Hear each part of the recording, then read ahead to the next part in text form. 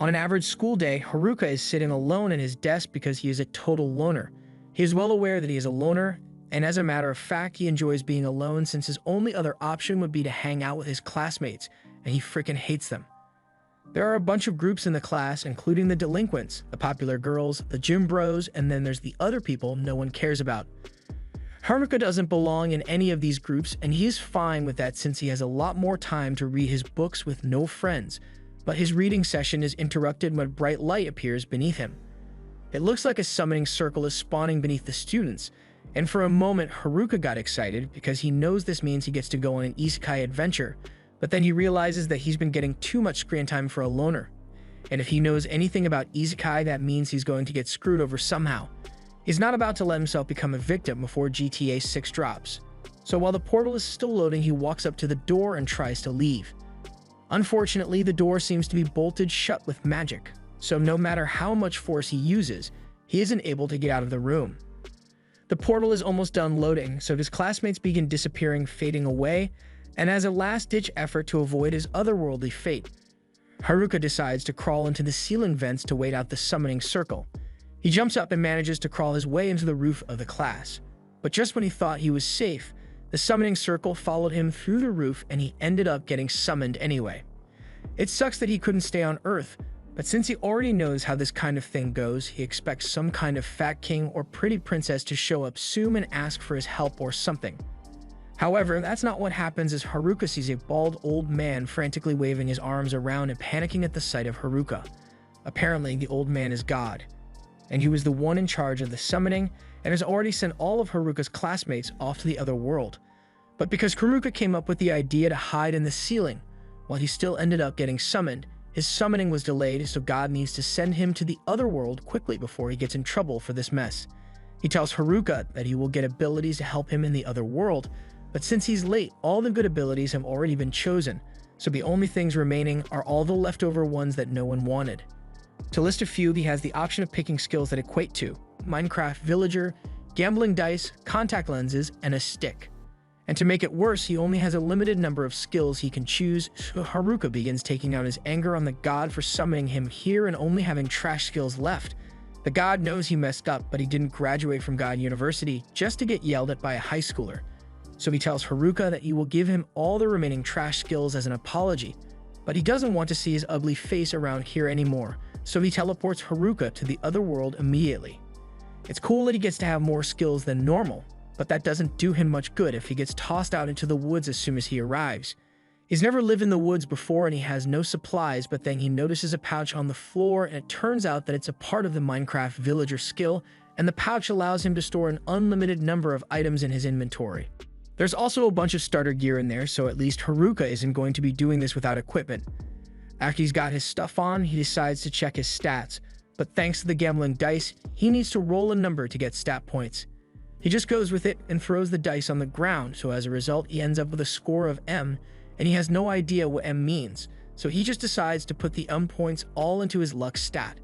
To his surprise, when he opens his stat window, his luck stat is completely maxed out, making him wish he used it on something better. He continues looking through his stats, and to his surprise, aside from all the trash skills, he actually gained 2 unique skills as well. Because he was such a loner on Earth, he will be unable to form a party in this world even if he wants to. But in exchange, his second skill allows him to force monsters to serve him because he wouldn't be able to make any friends otherwise. Haruka is a bit disappointed that he won't get a chance to make a harem for himself, but it is what it is.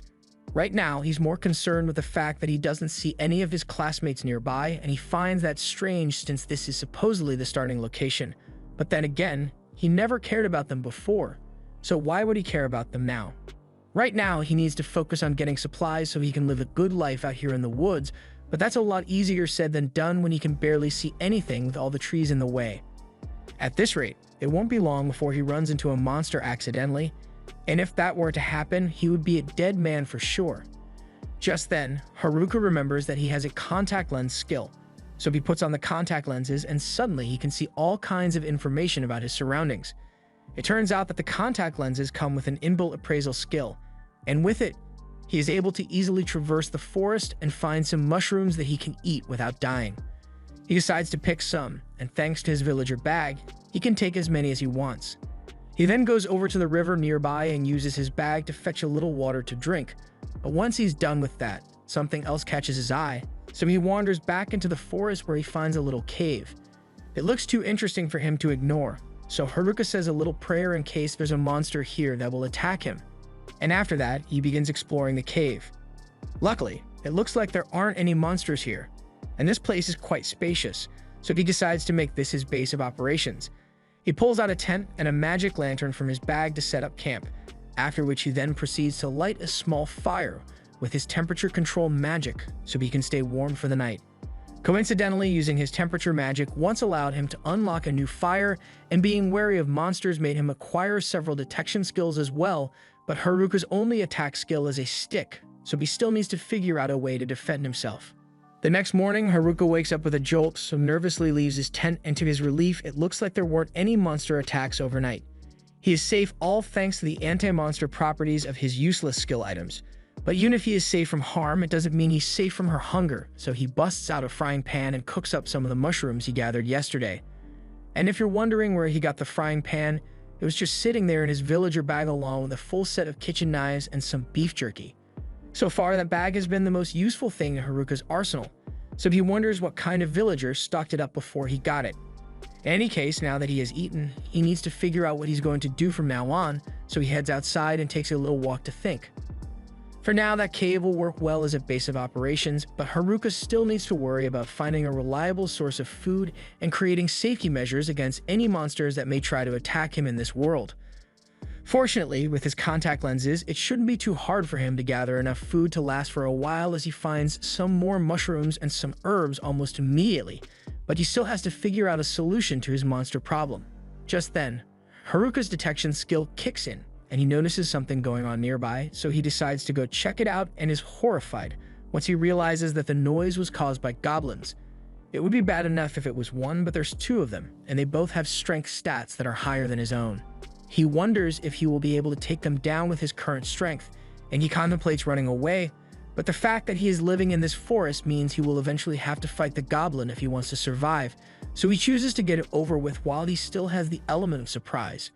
With that said, he isn't sure his stick will be good enough for the job on its own, so he tries using one of his trash to wrap the stick in magic to see if that does anything. It works out better than he thought, so he lunges out of the bushes and strikes at one of the goblins. After smacking it on the head, the goblin is dazed and confused, but Haruka doesn't stop there and proceeds to beat the daylights out of it until it finally dies. That's one down, but Haruka still has to deal with the other one, so as it charges at him, he dodges out of the way of its attack. Now that he has gotten a feel for it, Haruka realizes that the goblin's attacks are actually really easy to predict, so he effortlessly evades it and then proceeds to smack it around before hitting it with a wave of magic. Having just won his first fight against goblins, Haruka thinks that's enough work for the day and decides to head back to the cave so he can rest a little, and once he's back, he roasts some mushrooms for dinner and takes a look at the club he looted off the goblin corpse. It may have high damage, but it's heavy and has a short range, so Haruka decides to continue using his stick for now. He then checks the rest of his stats, and to his surprise, he managed to level up from the fight he had today, and not only that, all his existing stats were doubled as a result. By the next morning, Haruka wakes up and has breakfast as usual, but he is starting to get sick of eating nothing but mushrooms all the time. He really wishes he could eat some meat out here, but he's going to have to learn how to hunt to do that, and before that, needs to learn how to enhance himself first. The first thing he wants to try is the magic fusion skill he acquired, and for a quick explanation, it basically covers his entire body with magic in order to boost his physical and magical defenses. It also greatly increases his strength, so he should be able to fight with much more efficiency. Additionally, his appraisal skill was upgraded to level 2, so he uses it to see if anything has changed, but the only difference is that there's a question mark next to all the descriptions. Haruka has clearly never played video games before because he spends a whole minute trying to figure out what a question mark icon could mean, and eventually he just gives up on it altogether. Instead, he heads outside to do some magic training, and as he is leaving, he notices something on the floor, so he picks it up thinking it might be some meat, but it turns out to be another mushroom. It may be delusional, but Haruka was really hoping meat would just grow on trees in this world, and he soon realizes that he's not going to be finding any meat on the forest floor, so he decides to just go ahead with his magic training. He activates his mana infusion and takes a step forward, but with the physical boost he gets, he ends up flying forward by several meters. His body feels much lighter than before, and with very little effort, he can easily dart around the forest almost like he's teleporting. On top of that, his dexterity is greatly enhanced as well, so he can move and strike at things with precision. The first thing he does with his enhanced strength is challenge 2 random goblins, and unlike yesterday, he is able to knock the goblin out in one hit. He is feeling really confident about his new strength, so he thinks he can handle even more goblins, but when he actually sees a group of 3 goblins, he starts having second thoughts and slowly backs away before he gets jumped. He decides that he has worked hard enough for today and heads back to his cave so he can practice his magic. He continues this routine and practices fighting during the day, and by night, he starts tinkering with his magic to see what he can do with it. And apparently, he can make coffee tables. By following this routine, Haruka is able to eventually one-shot a goblin and create a proper table with his magic crafting. So he then uses it to create a gate for his cave so he can go out at night. And that means he can finally go hunting. He goes after a rabbit because he hasn't tasted meat in so long, and when he finally catches up to it and is about to start cooking, he notices something else nearby. At first he thinks it's a goblin, but upon further inspection, he finds out that it's something even worse. Those are the delinquents from his class, and he really doesn't want to have to deal with them, so he intends to sneak away in the other direction, but as he starts heading that way, he realizes the popular girls are here as well, along with the gym bros and the nerds. He doesn't think the nerds are that bad since he occasionally hung out with them back in school, but he still doesn't want to have to talk to them though. Finally, he notices the student council group which has the class rep in it. And while he may hate socializing with the people in his class, he has to admit that the class rep was always been really nice to him. So it would be the least he could do to return that kindness, even if it's just to say hello. He briefly considers revealing himself and talking to her, but then again, he doesn't want to ruin the solitary life he already has. Since no one knows that he is here, he has the chance to be truly alone like he has always wanted. There's no idle chatter, no taxes, and no one to annoy him. So he really doesn't want to mess that up by having contact with his classmates because they are already pretty annoying. That's why he officially decides that he will ignore his classmates and live by himself so he can conquer this world alone. He then ducks into a bush to keep himself hidden as the delinquents approach, and one of them could have sworn he heard someone in this direction, and he is closing in on the bushes Haruka is hiding in. But as he checks inside, all he finds is the bunny, so he and the others continue walking. Haruka is relieved that they didn't find him, but he decides to follow them so he can figure out if they are planning something.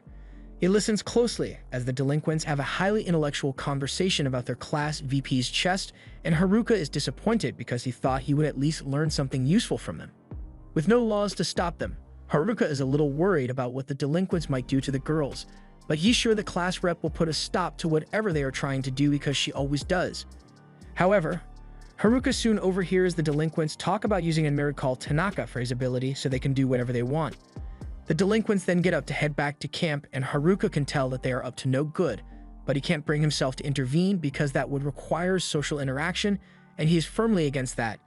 He heads back to his cave and starts grilling some mushrooms, but then he notices something that completely devastates him.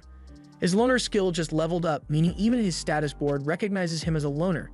This is probably because he chose to avoid his classmates, but still, it's not the worst thing that could happen.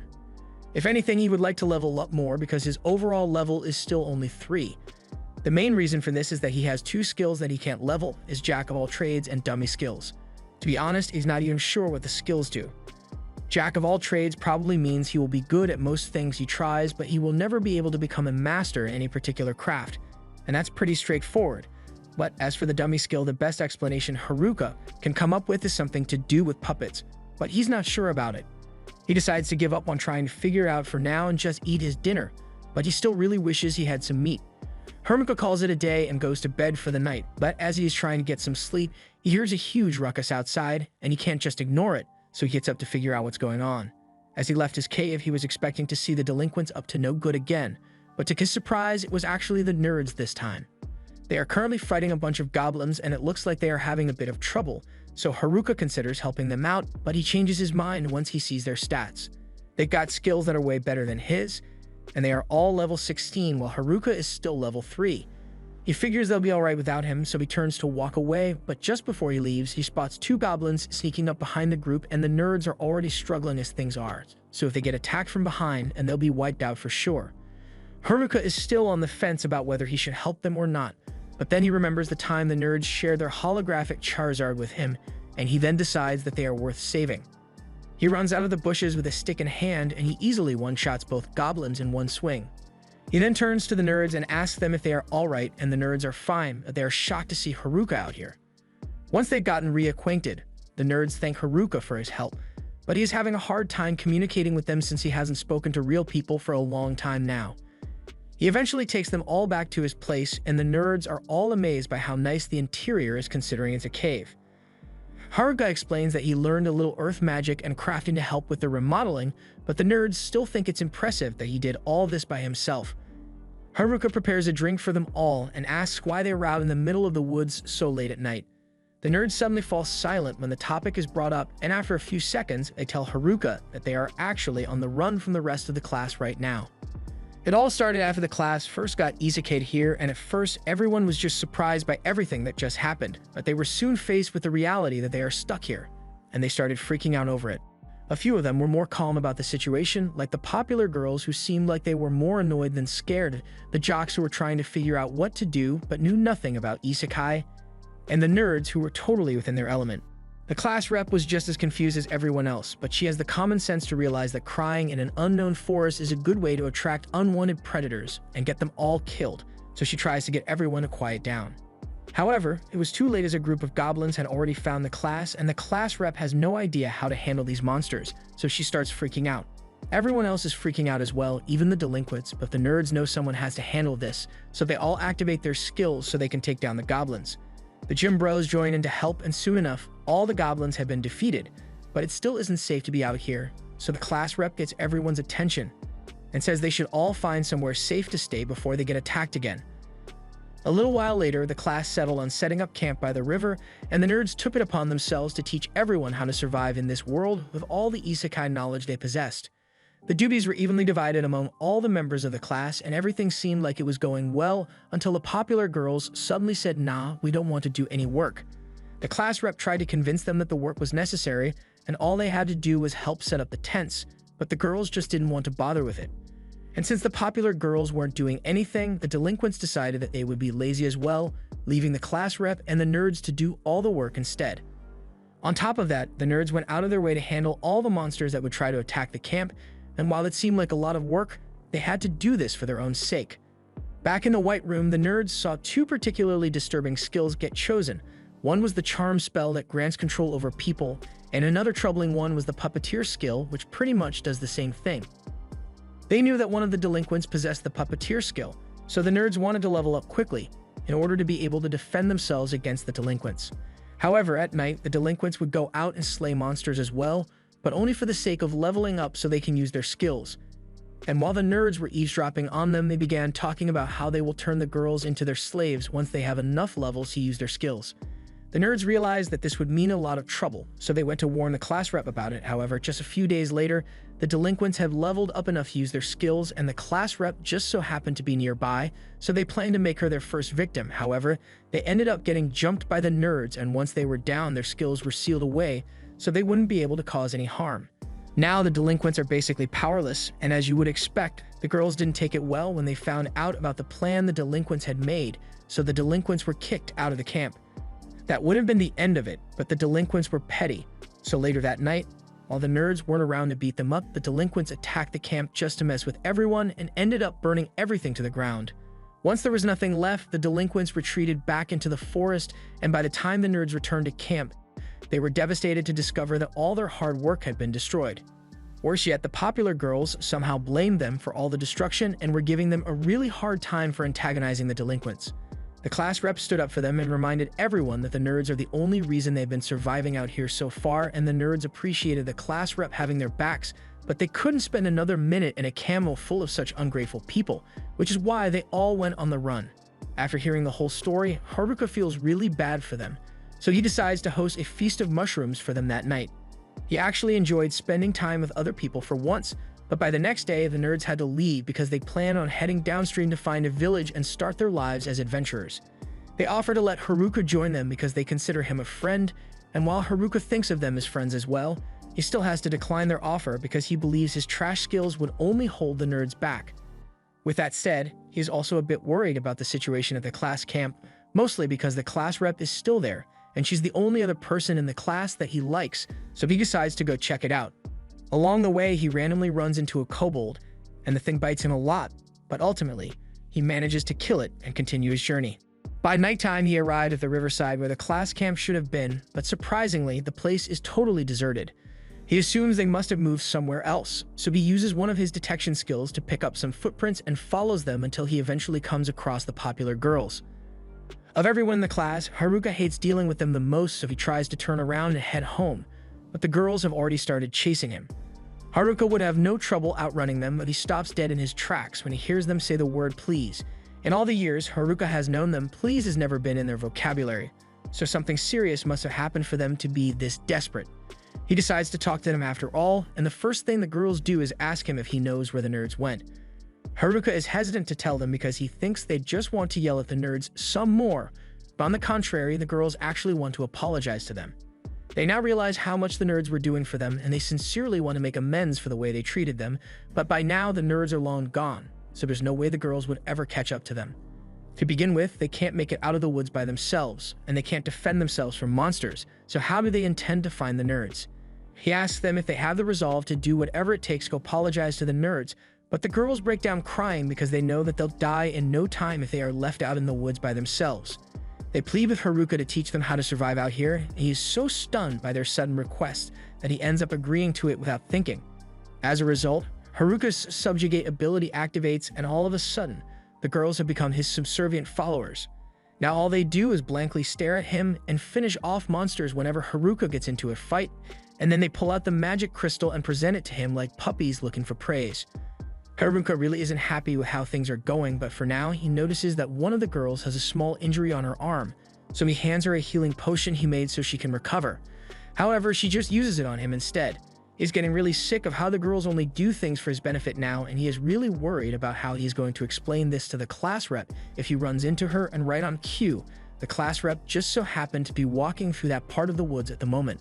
Once the class rep gets Haruka's attention, Haruka panics because he doesn't know what to say to her, and come to think of it, he doesn't actually know what her name is. They've been in the same class since elementary school, and the class rep has always been nice to him, so she can't believe he never bothered to learn her name. A few moments later, the rest of the girls from the class show up since everyone aside from the popular girls are following the class rep's orders. Speaking of the popular girls, class rep notices them standing behind Haruka, but they look like they are currently sharing a single brain cell, so class rep thinks Haruka must have done something to them.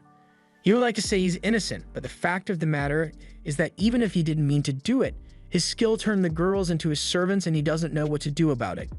He tries his best to explain the situation without making himself seem like the bad guy, but none of the girls actually believe him, so Haruka gives up on trying to prove his innocence and turns to walk away. Unfortunately, class rep forces him to stay while she checks on Shimazaki to make sure she's alright, and luckily, a little shaking is all it took for the subjugation to be undone, so Shimazaki tells class rep that she's alright. Class rep is relieved to hear that, and Haruka thinks that means he can leave now. But class rep still wants to find out how the whole subjugation thing happened in the first place, so she refuses to let Haruka go yet. While the girls are talking, Haruka is left alone by a tree, and since he's got nothing to do, he decides to try practicing his magic so he can expand his house once he gets home. He begins trying to figure out how to make a basement, but he messes it up and accidentally buried himself in the ground from the neck down. He's stuck like that until the class rep finds him, and she is shocked to find him buried in the dirt when she just asked him to wait a few minutes, but boredom can make a guy do crazy things. She goes over Haruka's head to grab him so he can get out of the dirt, and once he is free, she apologizes for not trusting him since Shimazaki told her that he was just trying to help everyone. Haruka doesn't recall ever saying he would help everyone, but class rep and the other girls are already thanking him, so he decides to just go with it. Since everything has been settled, he wants to head back home, but the girls start getting mad because he wants to leave them out in the wilderness without helping at all.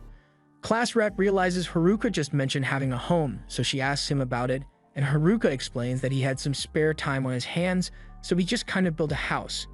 Class rep can't believe he managed to build an entire house by himself, while they've been struggling to manage a camp, and the other girls are extremely impressed as well, so they call a meeting and begin talking amongst themselves.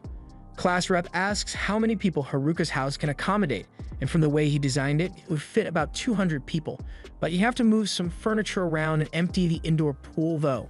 Class rep is really jealous of how well Haruka is doing for himself, and as much as she hates to bother him, she asks if she and the other girls can stay with him for the night since they are all currently homeless.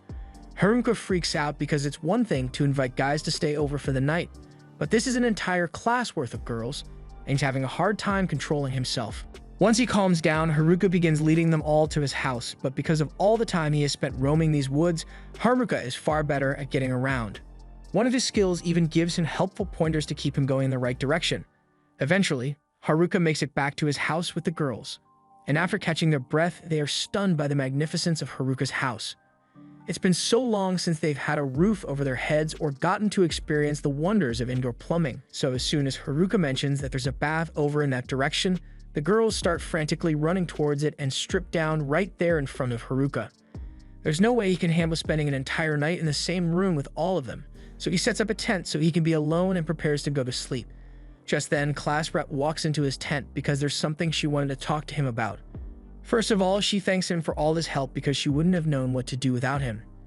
After the nerds left, the gym bros decided to leave as well, so the girls were all left on their own. It's been tough, but now that they've had a bath and a good meal, the girls are all in high spirits once more.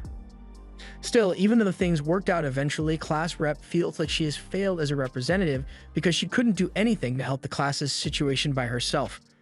Haruka thinks she's being a little too hard on herself because up till now, she's been the one protecting the girls and kept them together. That may be true, but class rep says they just got lucky because they didn't run into any monsters out there, but if they had, she would have been powerless to protect the class, unlike the nerds. Again, Haruka doesn't think she is being fair to herself because the nerds have practically spent their whole lives preparing for this situation, so it's natural that they would be able to handle themselves well. However, on her end, this was the first time he had ever even heard about isekai, so all things considered, she has been doing pretty well. Class rep feels a lot better after hearing him say she did a good job, although her accomplishments still seem insignificant compared to Haruka, who created a functioning household in just a week. She wishes him a good night and heads back inside, but with everything that happened today, there's no way Haruka is getting any sleep tonight. Early the next morning, Haruka wakes up and finds one of the girls sitting outside his tent and asking him to get up because breakfast is ready. It takes him a minute to realize what's going on, but when he finally does, he freaks out a little and says he actually wants to sleep in a little longer. The girl doesn't accept his answer and crawls on top of him to convince him to get out of bed, so Haruka gives up and asks what's for breakfast. He was expecting the usual mushroom soup with a side of extra mushrooms, but to his surprise, breakfast is actually fish today, and he is so excited that he accidentally headbutts the girl. The girl was slightly hurt, but Haruka couldn't care less because he finally gets to eat something other than mushrooms, and he absolutely loves it. Class rep doesn't understand why he is so excited to be eating fish when he has been living next to the river this entire time, but while that may be true, Haruka simply sucks at fishing, so he has never been able to catch any. For the girls to be so used to eating fish, they must have a reliable method of catching fish, so Haruka asks to see how they do it. Class rep agrees and takes Haruka at the river along with one of the girls who has a lightning magic skill. And as for how she catches fish, she kind of just electrocutes the water until the fish stop being alive. Haruka is really impressed, so he pleads with her to do it one more time. And while the girl doesn't really want to, she agrees anyway since Haruka is helping her out. She spawns another lightning ball, but before she could throw it in the river, Haruka takes the lightning ball and seals it with his packing skill. He then tosses it in the river and is able to catch some fish as well. But on top of that, he also acquired lighting magic, so he won't be needing Lightning Girl's help anymore. Class rep asks what he just did, so Haruka explains that by using his packing skill on a particular element, he can gain that kind of magic. It's probably an effect caused by a combination of his many skills, which is definitely useful, but he still doesn't think it's impressive since he still only has a bunch of useless skills. While the other girls are playing in the river, Haruka sits with class rep and asks what she and the other girls plan to do after this. Class rep says the details still aren't certain yet, but they plan to head for the nearest village to try and catch up with the nerds. However, they are going to need to level up if they plan to make it out of this forest on their own, so Haruka offers to help them train before they leave.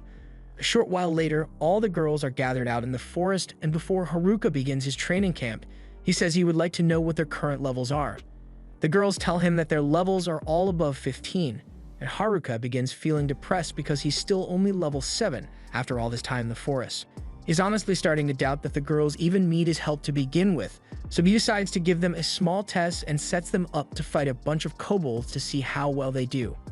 The girls think this will be a piece of cake since the kobolds are only level 6, but a few moments later, they've all had their asses handed to them and are down for the count.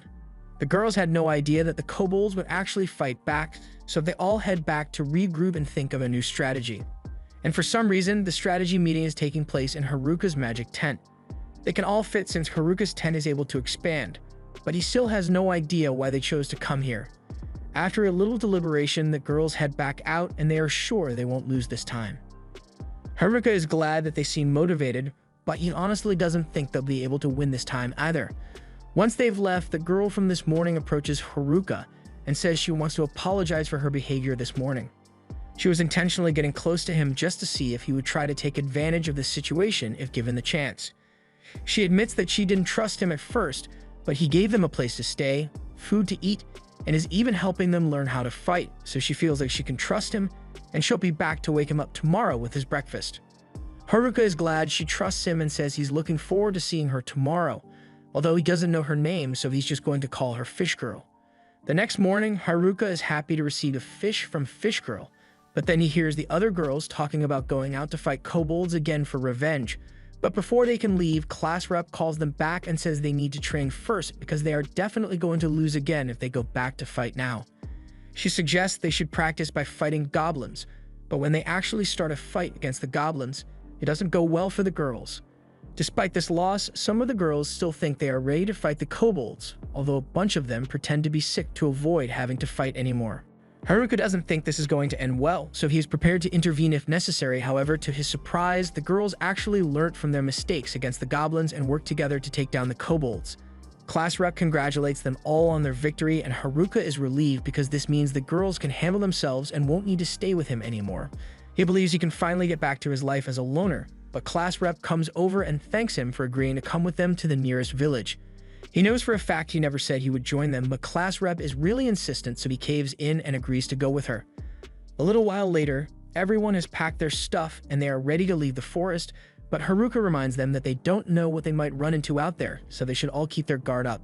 At the same time, in a different part of the forest, one of the boys from the class is seen running for his life when he makes the mistake of turning around and trips over a rock. He is now cornered by his attacker and has nowhere to run, so he ends up getting strangled to death on the spot. Haruka's top priority right now is ensuring the safety of the girls since the delinquents are sure to come after them, and to do that, he needs to get them out of the forest. A little while later, Haruka runs into a giant orc, and he sees this as a good opportunity to teach the girls how to defend themselves properly, so he tells them to stand back and watch how he handles it. He charges at the orc with his stick, so the orc raises its club and tries to clobber him into the ground, but when it looks down, it realizes our boy isn't there anymore. Haruka is currently hiding behind a tree, and with how slow the orc is, it will never hit him. But if Haruka wants to fight back, he needs to think of a plan. He remembers the nerds telling him that physical attacks aren't effective against orcs, so the safest bet to defeat them is to use a bunch of magic. Haruka pulls up his stat window to check if he has any usable magic, and he's got all the elements at his disposal thanks to his packing skill. But before he gets the chance to use any of them, the orc finds his hiding spot and uses its club to destroy the tree, so Haruka is forced to dodge its strikes until he has finally had enough and appears behind the orc with his stick before knocking it to the ground. It turns out that the orc died from that, and he wasn't expecting that since physical attacks aren't meant to work against this thing. The girls are upset because they didn't actually get to learn anything from him one-shotting the orcs, so Haruka apologizes and says he will use magic to defeat the next one so they can learn. The next time Haruka spots an orc minding its own business, he prepares a flame spell in his hand and just casually chucks it at the orc. As the spell collides with the orc's face, the monster goes down and doesn't get back up again. So the girls are even more upset because they'll never learn to defend themselves if he keeps killing everything instantly. Later that night, the group has a lot of pub meat on hand, so they celebrate with a barbecue. While everyone is having fun though, Haruka is in the back setting up as many traps as he can so they don't get attacked while they sleep. His tent also has properties that prevent detection by enemies, so with this he thinks they'll be alright. Next, he wants to plan out the route they'll be taking tomorrow morning, So he activates his map skill and is checking out the path up ahead when all of a sudden, his perception skill alerts him to the presence of someone nearby, so he goes to investigate. He notices 4 male figures emerging from the dark, so he is worried it might be the delinquents at first, but as the guys approach, he realizes it's just the gym bros, and he is relieved since he won't have to fight them. At the same time, Class Rep was looking for Haruka and notices him talking to 4 guys over in the distance. Even if they aren't hostile, Haruka still wonders what the gym bros are doing out here to begin with.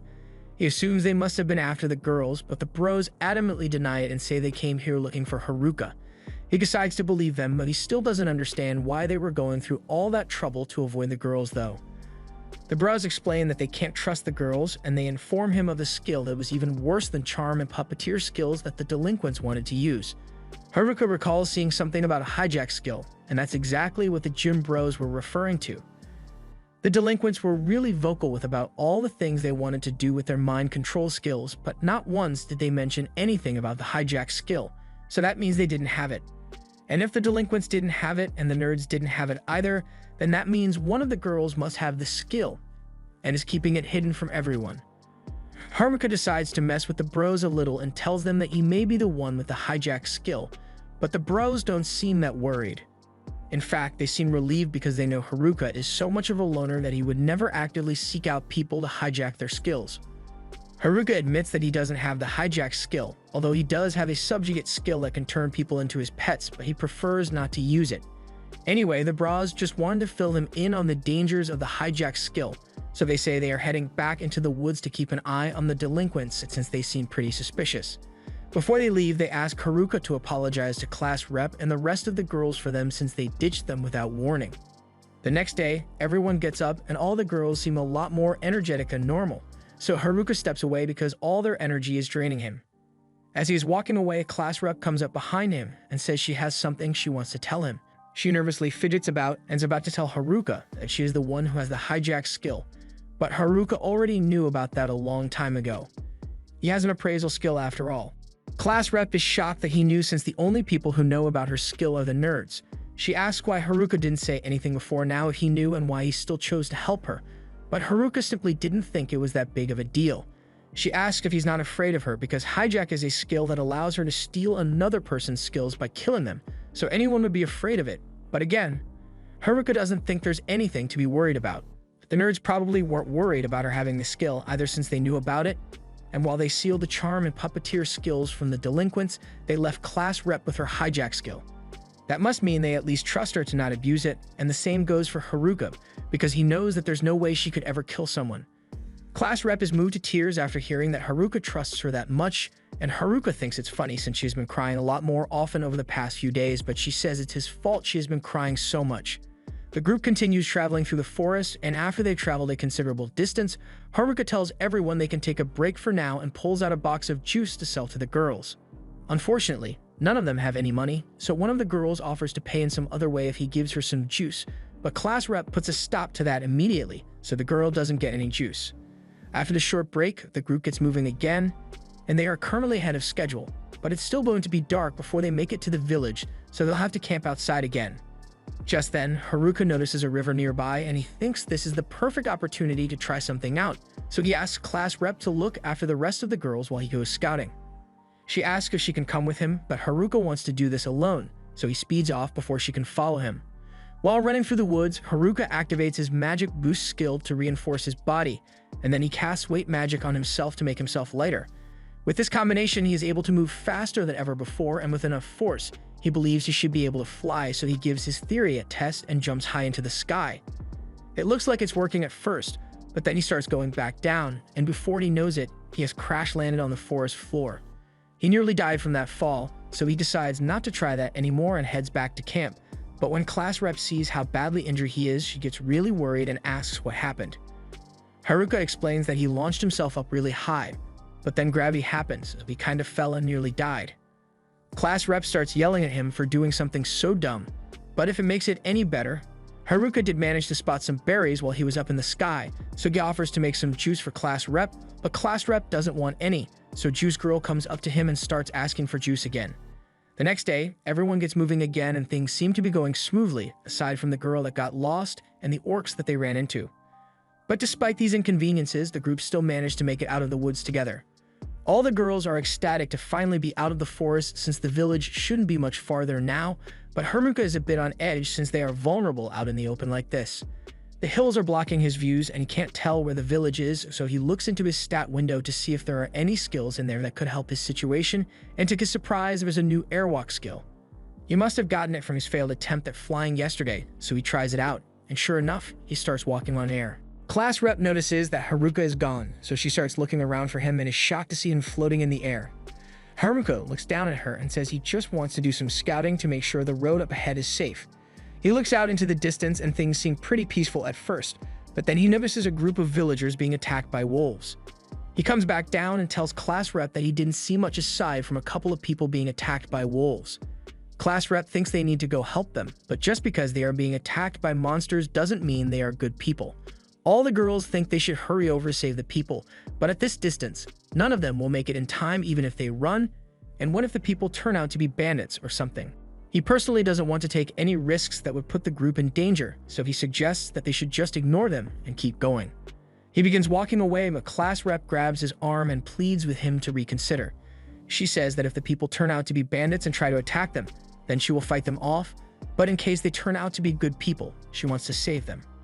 Haruka already knew class rep would be determined to help people even if it puts her in danger, but as things are, the girls still suck at fighting, and there's not much they could do to help even if they went, so Haruka says he will handle it by himself instead. The people are too far away for him to run to, and even if he tries the weight magic from yesterday, he probably still won't make it, so he decides to try something new. He casts the magic boost and weight magic on himself, and as a final touch, he uses a powerful wind spell to act as a propellant. The spell is so powerful that class rep ends up getting caught in it. But Haruka doesn't notice, so he blasts off and is headed straight for the villagers. While using airwalk to keep himself airborne, Haruka notices something tugging on his cape, so he turns around and is shocked to see class rep hanging onto him for dear life. She is terrified and explains that she got sucked in by his wind spell, and they are way too high up for her to let go at this point, so she's tagging along for the ride. As they start getting close to the villagers, class rep tells Haruka to stop, but about that, he never actually thought of a way to stop, so they end up crash landing in the middle of the fight between the villagers and the wolves. As a result, class rep is knocked out, all the wolves are instantly killed, and the people are left in utter disbelief. While class rep is still out cold, the leader of the group thanks Haruka for saving them and introduces himself as Ofter, and his friend is Gatek. If Haruka hadn't shown up, Ofter's entire party may have been wiped out, so he is truly grateful to him. Haruka asks what they are doing out here, so Ofter and Gatek explain that wolves have been attacking merchants out in these plains, so the Adventurers Guild put out a request for the wolves to be exterminated, and they thought they could handle it at first, but they quickly got overwhelmed. Their carriage has been destroyed, so they are going to have to carry everything back to the village by hand, and since there's not much for Haruka to do until the rest of the girls catch up, he decides to share some of the roasted mushrooms he carries on himself for emergencies. Gatek is surprised Haruka would share something like this with them since these are stamina-capped mushrooms and they are extremely rare because they restore a person's stamina almost immediately. The rest of the girls from class soon show up, and they are excited to meet the elf and night ladies in Ofter's party, so they all get along well. Ofter offers to lead them all to the town he came from, so before long the group arrives at the town of Omu, and they are excited to finally be back in civilization. Meanwhile, back in the forest, the delinquents have been leveling up a lot over the past few days, and now that they've got a good amount of experience, they intend to go after the girls and get their revenge. But before they do that, they have to get their puppeteer and charm skills unsealed, so they will going after the nerds first. The girls excitedly run through the city streets while appreciating all the amazing stuff civilization has to offer, but class rep reminds them that they don't have any money, and they've still got a ton of stuff to do. She then runs off to round up all the girls, and Haruka smiles because now that he has successfully helped everyone make it to the city, they shouldn't need him anymore, and that means he can go back to his peaceful loner lifestyle. Class rep is having a hard time getting the girls to behave themselves, so she asks Haruka to help her out a little, but Haruka is already relaxing under the shade since his job is done. She gets upset, and while she understands that he is relieved that they are finally in the city, there's still a lot of stuff they need to do. She blows on her whistle to get all the girls' attention, and once they've all filed in, she goes over the plan she came up with. First, they'll all head over to the Adventurers Guild and sell all the items they collected on their way here. And once they've done that, they will register with the guild and rent a room in an inn for the night. And while they are doing that, they can also ask if anyone has seen the nerds come through here recently. It's a good plan, but the popular girls are offended that class rep is treating the nerds like some unimportant side quest, and class rep apologizes, but Haruka makes fun of the popular girls for caring about the nerds so much. A little while later, the group makes their way to the Adventurers Guild, and it's a lot more intimidating than Haruka had expected. Everyone inside is giving them dirty looks already, and he really doesn't want to head inside, but Offer tells him the guild master wants to meet with him. This sounds like bad news, so Haruka tells class rep to get all the girls registered while he goes to see what the guild master wants. He heads upstairs, and all the people here look even scarier than the ones downstairs, so he's put on edge. He finds Gaytech waiting at the end of the room, and he leads Haruka into the guild master's office, where he comes face to face with this scary-looking man. But it looks like he was worried for nothing because the guild master just wanted to thank him for saving Ofter and his party. After that's done, Haruka heads back downstairs and he notices a counter, so he assumes that's where you go to sell magic stones and heads over and asks the attendant. The attendant confirms that he can sell his magic stones here, so Haruka dumps a bunch of stones out from his bag, and there's a lot more where that came from, but the attendant asks him to stop because he's already dropped 2 days worth of overtime on her desk. So she just asks him to come back tomorrow so she can finish appraisal all of these first. Haruka doesn't mind waiting, and the girls are all done registering as adventurers anyway, so Haruka needs to hurry up and register as well. He proudly walks into the registration room to get himself assessed, but once the assessment is done, the guild worker tells Haruka that he is too weak to become an adventurer. The guild requires people to be at least level 10 before they can register to become adventurers, and even then, you'd have to be in a party to qualify. If Haruka wanted to register as a solo adventurer, he would have to be at least level 20, but he is only level 9 right now, and his loner skill prevents him from forming a party, so he's going to be unemployed for a long time.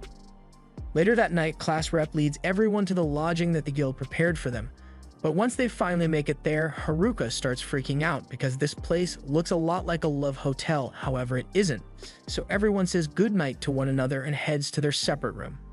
The next morning, they all get up and meet at the diner to get some breakfast, and class rep is excited to tell them that this town is supposedly really safe, so they are free to head into town and do whatever they want. The girls are happy, so they start making plans to go shopping later today, and since they can clearly handle themselves from here on out, Haruka plans to head back into the woods once he gets paid for his crystals. Speaking of which, Haruka heads to the guild after breakfast to see if they are done appraising his magic stones, but when he gets there, he is met with sincere apologies because they don't have enough money on hand to pay him all at once. The guild master comes out as well to personally offer his apologies and asks Haruka if he would be willing to allow the guild to pay him in installments. Haruka says he is fine with it, and the guild master is thankful that he is so understanding. But in the meantime, he tells Haruka he can have the amount for the magic stones they have already appraised.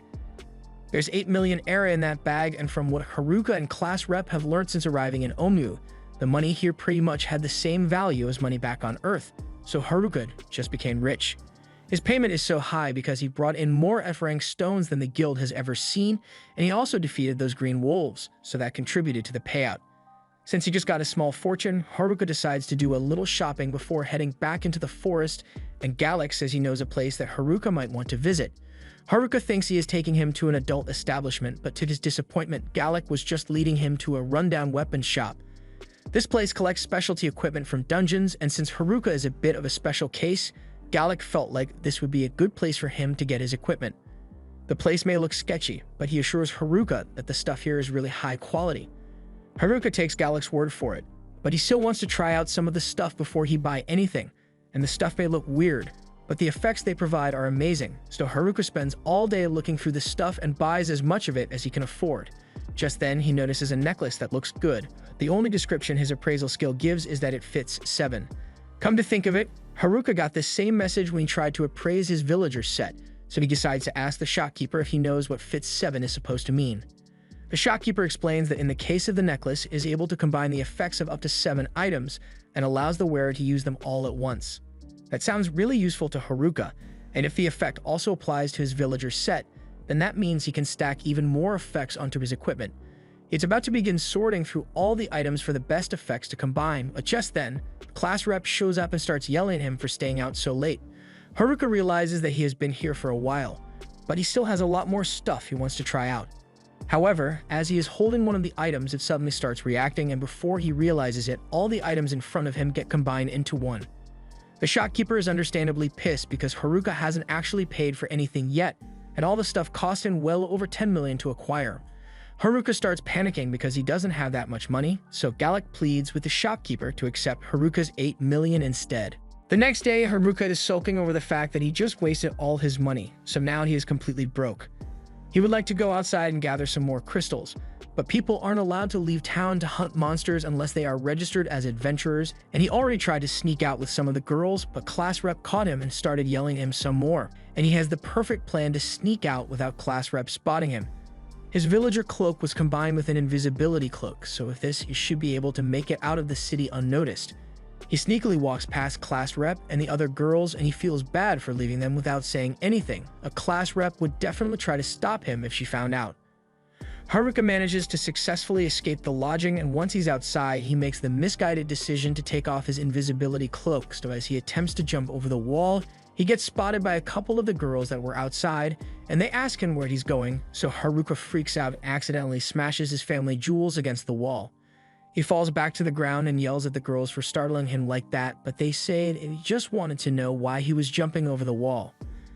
Haruka recognizes the girls as part of the athletic group, but one of them is missing, so he uses his perception skill to locate her. And to his horror, he discovers that she is about to strip naked in the middle of the street. Haruka and the athletic girls all rush over to stop her, but even though they manage to get to her before she could completely undress, Haruka's escape plans have been ruined. The next day, all the girls are heading out to complete a quest for the guild, and Haruka asks if they will let him join them. A class rep refuses because she doesn't trust him after he tried to ditch the crew yesterday. She assures him that they will be back in no time, and Haruka says he will wait. But as soon as class rep and the others have left, he starts smiling because he has no intention of waiting for them. He has learned from his mistake yesterday, so he keeps his cloak on and waits until he is outside the city gates before he takes it off. He has officially made it out of the city, and nothing is stopping him from making it back to his house in the forest, but as he is running, he notices a bunch of destroyed buildings over in the distance. Normally, this would be a long side quest, but Haruka just wants to get back to his house, so he completely ignores it. He also sees a horde of goblins, which would be a great source of experience if he took the time to slaughter them. But once again, he just wants to head back to the forest. Now this time, as he is running, he notices a carriage being attacked by bandits. And this is pretty hard to ignore, especially since the people inside are asking for his help, but ultimately, he decides to just ignore it and keep moving. However, as he's trying to leave, the bandits attack him, so he tries to explain to them that he doesn't want to get involved. The bandits refuse to leave him alone though, so he is forced to take action and absolutely roasts them with a single fire spell. The staff Haruka is holding is a result of one of the items combination he got stuck with, and it turns out that it's pretty powerful. As the bandits get back up, Haruka once again tries to talk his way out of the fight, so he tells the bandits that they should just leave him alone if they know what's good for them. The bandits admit that Haruka's magic is powerful, but since they assume magic is the only thing he's good at, they all decide to attack him in close quarters. However, Haruka is easily able to knock them down with one strike each. The bandits can't believe they are losing to a single kid, so they ask what Haruka's job is. He is still unemployed, so that question stings a lot.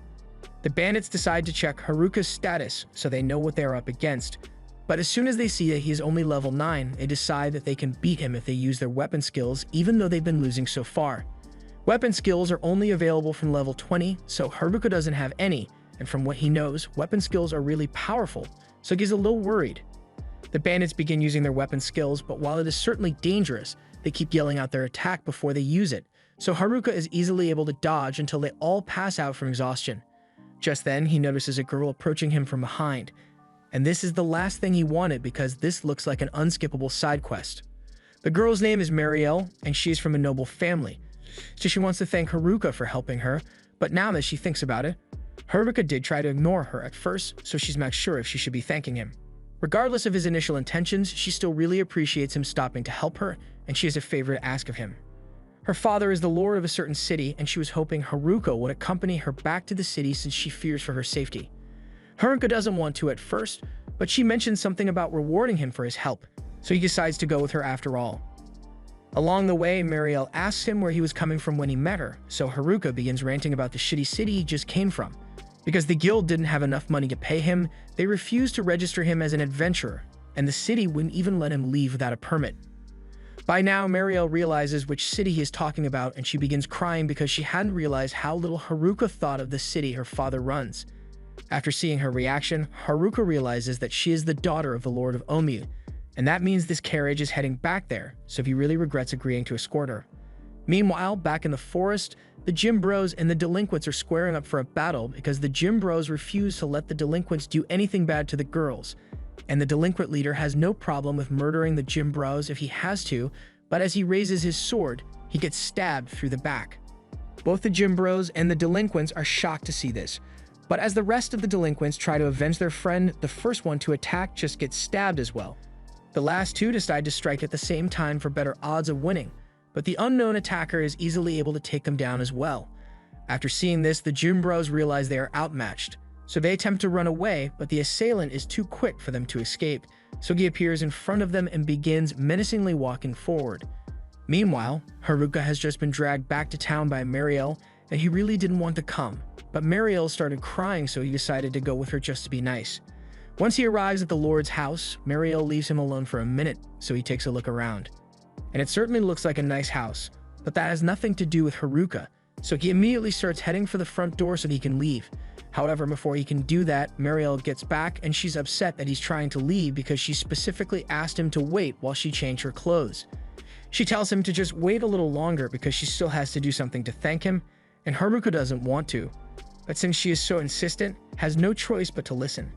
He may have been against staying here at first, but once Mariel shows him the feast she had prepared for him, he completely changed his attitude. Mariel did this as her way of showing Haruka some appreciation, but she's starting to get annoyed because Haruka is totally ignoring her. While he's stuffing his face with food, Mariel asks one of her maids to bring the rest of Haruka's reward, so a pouch of money is brought, and while Haruka acknowledges it, he doesn't seem all that excited. As a bonus, Mariel noticed that Haruka isn't registered with the city, so she went through the liberty of getting a custom ID card made for him which will grant him permission to leave and enter the city anytime he wants. That's a really cool gift, but Haruka stopped paying attention after he received the money and has been much more focused on the dessert that was brought to him. The next day, class rep and the rest of the girls begin questioning Haruka about what happened last night. Haruka explains to them that he was just summoned to the local lord's mansion, and while class rep knows he isn't lying, she doesn't understand why the local lord would want to see Haruka in the first place. Haruka chooses to keep his explanation vague so they don't find out about how he met Mariel during his failed escape attempt.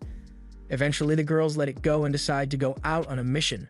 But before they leave, class rep reminds Haruka that he's not allowed to leave town, and Haruka seems oddly compliant this time. But that's just because he knows there's nothing stopping him from leaving town once the girls leave. With his custom ID, he can finally get out of town without any hassle, but before he goes, there are a few things he has to do first. He uses his money to buy some new equipment, eats as much good food as possible, and then starts writing a note for the class rep to find so she won't get mad about him leaving. He writes down that he's going back to the forest to check on the gym bros, and while he's just writing it as an excuse, he really is worried about those muscle heads. He heads outside, and after presenting his ID, he's allowed to leave town, and this time he won't let himself get distracted by any annoying side quests. Before long, Haruka returns to the woods, and he's glad to see that everything is still the same as it was when he left it. He can't wait to get back to his house, but while he's not paying attention, the orc sneaks up and attempts to smash his head in. Fortunately, Haruka's stats are way too high for something like that to work on him, so he just one-shots the orc with his staff. He finds it weird that an orc would appear around here since they are usually only found a lot deeper in the forest, and that's not the only strange thing he discovers because he finds a human blood trail nearby. He knows the blood couldn't have come from the nerds since they are too strong to lose to anything in the forest, so he assumes it must have come from one of the gym bros. He begins tracking the blood trail until he eventually finds the gym bros all bloody and bruised under a tree. At first he thinks they are dead, but once he gets closer, he realizes they are still breathing, so he dumps every healing potion in his inventory on them until they eventually regain consciousness. They begin explaining everything to Haruka, and while Haruka had initially thought the jocks were attacked by the delinquents, he is shocked to be told that all the delinquents are actually dead. Haruka asks if the nerds were targeted as well, but the jocks have no idea, although it doesn't seem likely since the nerds left the forest a long time ago. They can tell that Haruka intends to go after the person who did this, so they warn him that Tanaka is insanely strong now, so much so that they barely lasted a couple of seconds against him. Plus, he stole all their overpowered weapons, so now he's even stronger than he was before. They think he must have been planning this whole thing from the moment the class got teleported here, and they don't know if they'll be able to stop him, but they know who his next target is going to be. Of all the students left alive, the most likely target is going to be Class Rep since she has the hijack skill. Haruka certainly thinks it's possible that Tanaka will go after her for her hijack skill, but the only people who knew about the skill were Class Rep, the nerds, and Haruka, so he wonders how the info got out. The jocks were only able to figure it out because Tanaka kept asking for Class Rep's location, and when they couldn't give him the info he wanted, he beat them up within an inch of their lives. They didn't want to go looking for Class Rep since that would put her in danger, so they came to the area around Haruka's house in hopes that he would find them before they died. With how strong he is, they are sure they'll be able to win if they all fight together, but Haruka doesn't know if he really wants to get involved in a battle like this in the first place. He specifically wanted to avoid side quests, but if Class Rep is being targeted, he has no choice but to put a stop to it. However, he makes it clear to the jocks that this is a battle that he will be fighting alone. The jocks try to talk him out of it since going alone is insanely risky, but when they see the look in his eyes, they realize he is serious about it, so they agree to let him go alone. Haruka tells them they should just head to town in the meantime and meet up with the rest of the girls, and while they are there, they had better apologize to Class Rep for ditching the group earlier. As the jocks leave, Haruka thinks to himself that it might have been beneficial to have them fight with him, but he can't risk having all of them fight at once since if Tanaka manages to overpower them, there would be no one left to warn the girls. The safest option is for him to tackle this alone and to make sure he's ready for the battle when he eventually faces Tanaka. At the same time, back at the village, Class Rep is worried sick after realizing that Haruka has left the city. The other girls tell her there's nothing to be worried about since Haruka will definitely come back. Back in the forest, Haruka is thinking over his game plan against Tanaka because the jocks told him that Tanaka has incredibly powerful weapon skills. Even the weapon skills of no-name bandits are frightening, but something Haruka learned after dealing with them is that a weapon skill animation can't be cancelled for it is started, so if Tanaka tries to use a weapon skill on him, he will have to try and take advantage of that weakness. To do that, he wants to try getting himself a new skill, but that means he's going to have to level up. Just then, Haruka notices a bunch of goblins that were attracted by the blood of the jocks, and these ones are pretty high level, so he takes them all out for experience. However, he is still unable to level up. He wishes he could go up against something stronger so he can get more experience points, and just as he says this, a Goblin King shows up, so gets ready to take it down. The Goblin King is strong and its attacks are also really fast, but Haruka is able to jump out of the way at the last second. A single strike from this thing would be fatal, and Haruka doesn't have the time to counterattack without getting hit, so he's forced to come up with a new strategy. He uses his warp skill to combine a bunch of his other skills into a brand new one, and with this new skill, he's able to dash past the Goblin King and defeat it in an instant. He's really glad to see that his idea to combine different skills worked out so well, but in the middle of his celebration, a terrifying presence appears behind him, so he's forced to fall back and prepare for another fight. This monster is a Goblin Emperor, and it's already at level 50 while Haruka is still only level 9, so he doesn't think there's any way he can beat this thing if he fights it head-on. His only option is to try out his combined skill again, so he activates it and charges straight at the Goblin Emperor. The second he is within range, Haruka strikes at it, but his special skills do absolutely nothing to hurt it. The Goblin Emperor gets back up as if nothing happened, and then it starts striking at Haruka with incredible speed. It's clear that the Goblin Emperor is using weapon skills since its attacks are way too powerful, so Haruka looks for an opening in the attack animations so he can launch a counterattack. He manages to find the opening and strikes the goblin in the chest, sending it flying backwards. But even though he did a considerable amount of damage to it, the goblin begins healing itself. If regular attacks aren't going to get him anywhere in this battle, Haruka thinks he's going to have to make up another combined skill. But before he can do that, the Goblin Emperor uses one of his weapon skills and launches powerful slashes at Haruka. Haruka barely manages to block the attack, and with all these injuries, his chances of winning aren't looking good, but he has to keep going if he wants to become strong enough to protect his friends. He gets back up and charges at the Goblin Emperor in a desperate attempt to defeat it. And by the time morning comes, Haruka is the last one standing, and because of his efforts, he's gained 2 levels. Now that he is level 11, Haruka heads back to his house to check out his status window. Just as he expected, his new level has granted him several new skills, but he's not sure if it will be enough for him to beat Tanaka in a fight. Still, with his made-up skill, he is able to attack in a split second to take advantage of the weapon skill animation, so he's just going to have to hope things work out in his favor. Later that evening, outside Haruka's house, Tanaka shows up, and Haruka has been waiting for him. Haruka remembers Tanaka being bullied by the jocks when they first got here, but it turns out he was just playing along so he could get his revenge in the end. While Tanaka and Haruka face off, the girls have just returned to Onui after a long day of adventuring, and as they walk back, they notice a couple of guys sitting outside the walls. They soon realize that it's the jocks, and they are glad to see them, but they are also really worried because the jocks are in pretty bad shape. Class rep remembers Haruka saying he was going to check on the jocks in his note, so she asks them if they know where he is, so they tell her that Haruka is currently fighting in the woods to protect them all. Back in the woods, Tanaka is disappointed to learn that Haruka is the only one here since he was hoping to class rep instead. He even went through all the trouble of getting the delinquents to cause trouble and split up the class. Haruka realizes Tanaka has been behind everything so far, and Tanaka intends to kill as many people as it takes to get what he wants, but he doesn't see Haruka as much of a threat, so he decides to leave the loser alone and go looking for class rep so he can steal her hijack skill. However, even if he doesn't particularly like his classmates, he still wants to protect them, so he holds his staff up to Tanaka's neck and says, "You shall not pass." Tanaka is annoyed that a nobody like Haruka is standing in his way, but he is more than willing to kill him if Haruka wants to ruin his plans. This was the end of episode 6. Subscribe to not miss the next part.